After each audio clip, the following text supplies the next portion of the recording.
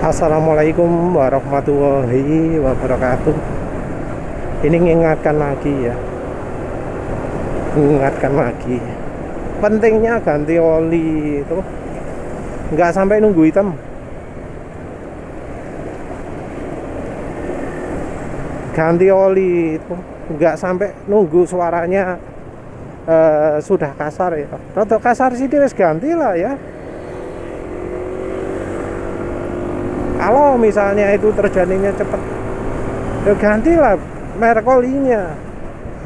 Karena kok banyak ya orang itu takut ganti-ganti oli.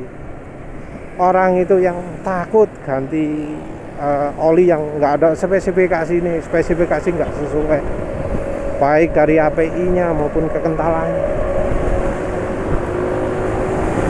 Kenapa kok nggak belajar dari pengalaman mereka yang sudah coba banyak oli gitu loh? Kenapa kok belajarnya kok cuma dari mereka yang nyobanya oli sejimprit sedikit olinya?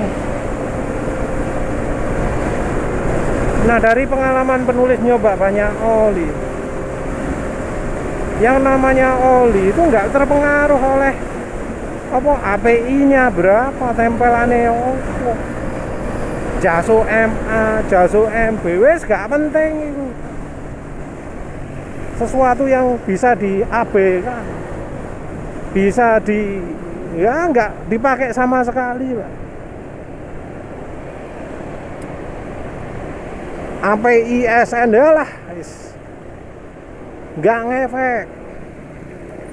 Jaso MA lah, nggak ngefek. Ada orang yang pakai oli jaso MA selip, terus ngapain ngandalkan oli jaso MA? Ada orang yang pakai oli PCMU itu enak di motor lagi, terus ngapain ngandalkan jaso MA?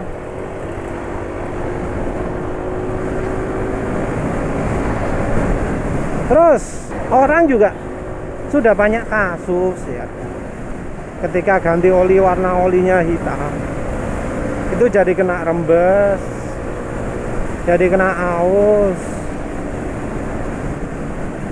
ausnya juga sampai dalam-daleman, habisnya juga sampai jutaan gitu. Kok masih ngeyel aja? Oli hitam disebut gak apa-apa, aman. Emang mekanik kalau misalnya terjadi aus beneran bakal nyalakan olinya tak? Ya enggak mungkin nyalakan oli. Mekanik itu pinter ya, ada yang nakalan gitu ya, enggak semua memang ya.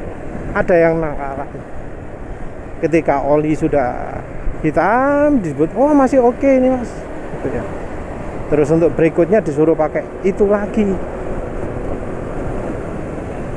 Nanti kemudian di periode tertentu 10.000 km mesin rusak lagi. Ya tetap apa nih?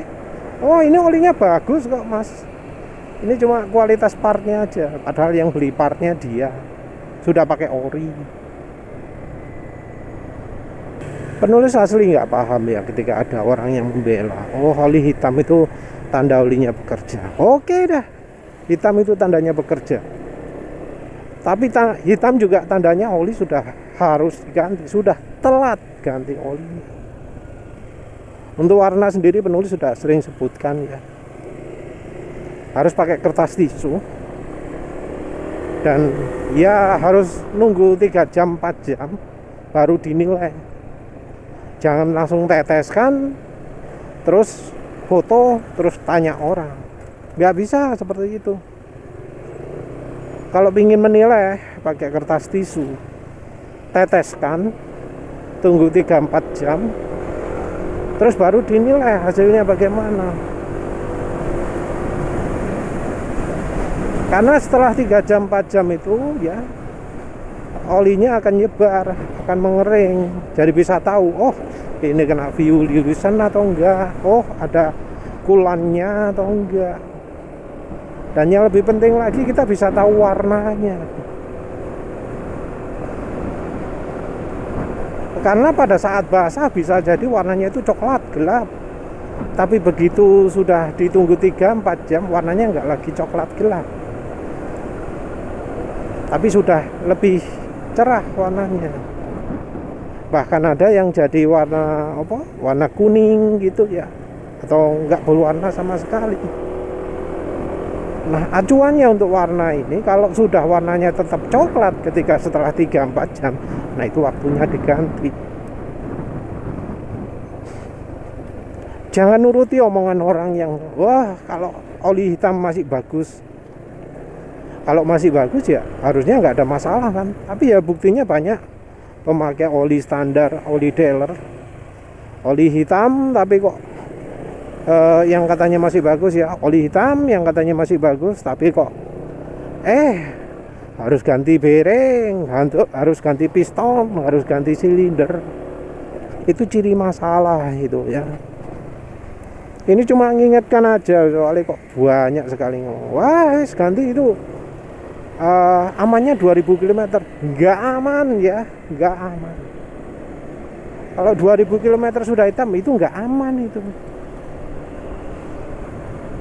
Jadi hitam itu wes kondisi oli paling parah sekali lah ya.